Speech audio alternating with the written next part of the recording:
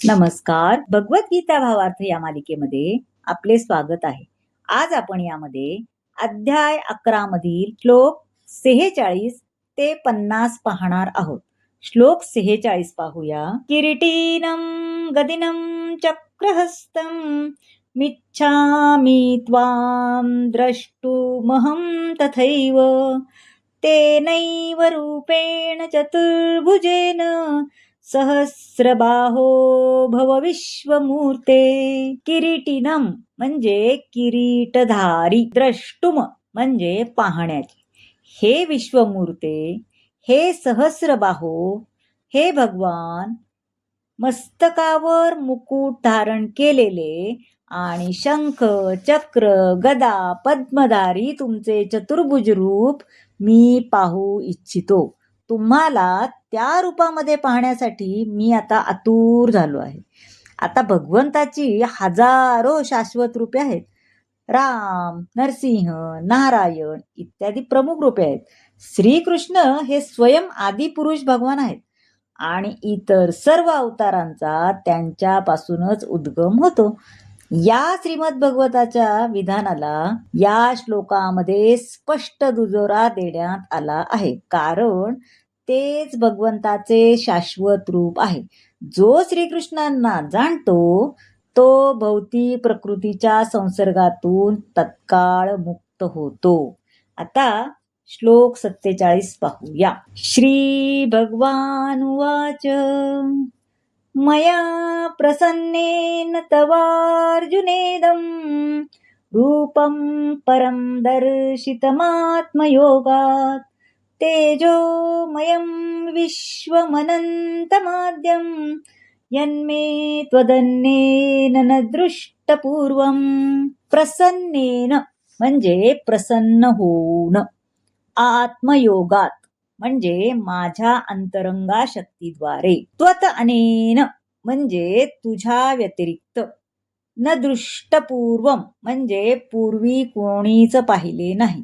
श्री भगवान म्हणाले, हे अर्जुन, मी तुझ्यावर प्रसन्न होऊन माझ्या अंतरंगा शक्तीद्वारे या प्राकृत जगतातच हे परमश्रेष्ठ विश्वरूप तुला दाखवले. तुझ्या वाचून पूर्वी कोणीच हे अनंत तेजोमय आणि आद्यरूप पाहिलेले नाही. आता अर्जुनाला विश्वरूप पाहायची इच्छा होती, म्हणून भगवंतांनी आपले ऐश्वर्यमय आणि तेजोमय रूप अर्जुनाला दाखवले. हे रूप सूर्याप्रमाणे तळपत होते आणि अनेक रूपे वेगाने बदलत होती. केवळ आपल्या मित्राची इच्छापूर्तीसाठी भगवंतांनी हे रूप प्रकट केले. आता अर्जुनाला दाखवल्यामुळे स्वर्गलोकातील, अंतरिक्षातील असणाऱ्या इतर भक्तगणांनाही हे रूप पाहता आले, जे यापूर्वी कोणीच पाहिले नव्हते. आता श्लोक 48 पाहूया. न वेद यज्ञाध्ययनैर्न दानैर्न च क्रियाभिन तपोभिरुग्रै एवं रूपः शक्य अहं नृलोके द्रष्टुं त्वदन्येन कुरु प्रवीर.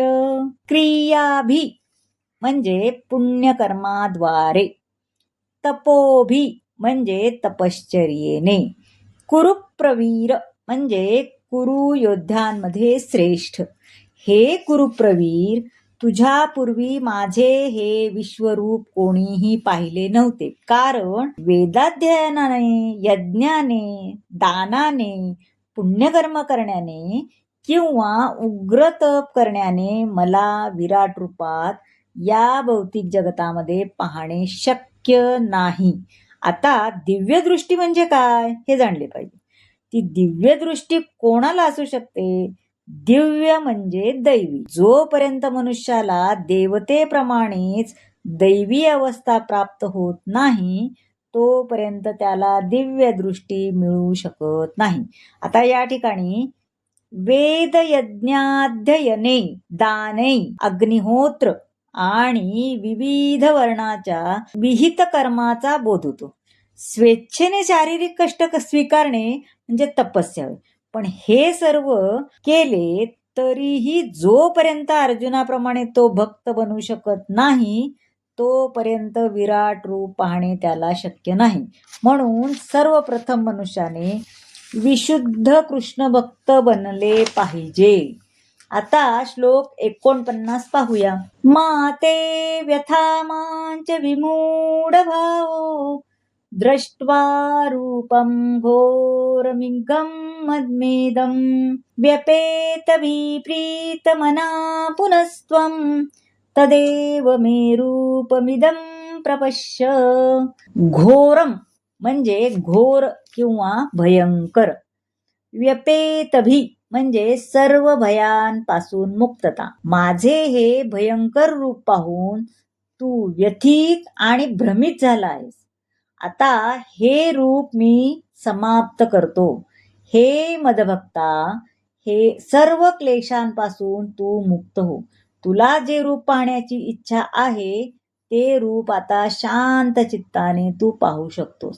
आता सुरुवातीला भीष्म, गुरु द्रोणाचार्य यांचा वध कसा करावा याची अर्जुनाला चिंता होती, कारण ते आपले नातेवाईक आहेत, हो की नाही.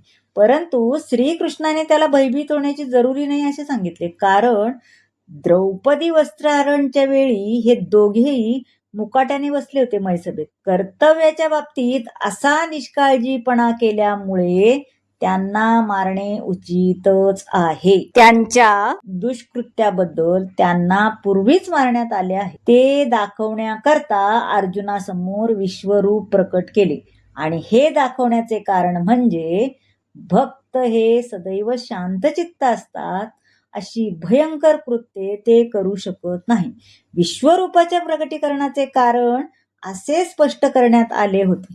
आता अर्जुनाला चतुर्भुज रूप पाहण्याची इच्छा आहे, म्हणून श्रीकृष्णांनी चतुर्भुज रूप प्रकट केले.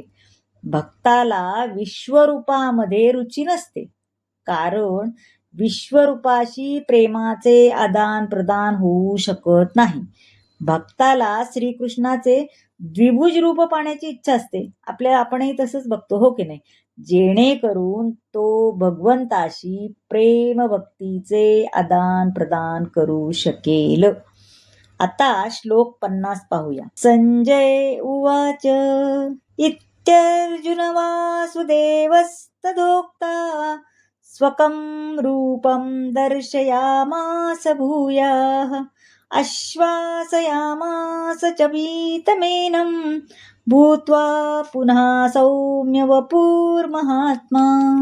उक्त्वा म्हणजे बोलून, स्वकम म्हणजे आपले स्वतःचे, आश्वासयाम आस म्हणजे आश्वासित केले, धीर दिला. संजय धृतराष्ट्राला म्हणाला, भगवान श्रीकृष्णांनी याप्रमाणे बोलून अर्जुनाला आपले मूळ चतुर्भुज रूप आणि शेवटी द्विभुज रूप प्रकट केले आणि भयभीत अर्जुनाला धीर दिला. श्रीकृष्ण जेव्हा वसुदेव देवकी पुत्र म्हणून अवतीर्ण झाले तेव्हा चतुर्भुज नारायण रूप त्यांनी प्रकट केले, परंतु नंतर आपल्या मात्या पित्याच्या विनंतीवरून स्वतःचे रूपांतर साधारण बालकामध्ये केले. त्यांना माहित होते की अर्जुन चतुर्भुज रूप पाहण्यास उत्सुक नाही, परंतु त्याने तरीही विनंती केली. त्यामुळे श्रीकृष्णांनी आपले चतुर्भुज रूप दाखवले आणि नंतर आपल्या द्विभुज रूपामध्ये प्रकट झाले. सौम्य वपू हा शब्द म्हणजे अत्यंत सुंदर रूप होय. हे अत्यंत आकर्षक समजले. श्रीकृष्ण हे सृष्टीचे नियंता असल्या कारणाने त्यांनी आपल्या भक्ताचे, अर्जुनाचे भय नाहीसे केले आणि त्याला आपले सुंदर रूप कृष्ण रूप दाखविले. तर मंडळी, कसा वाटला आजचा भाग नक्की सांगा. आवडला असेल तर लाईक करा, शेअर करा, सबस्क्राईब करा आणि कमेंट जरूर करा. धन्यवाद.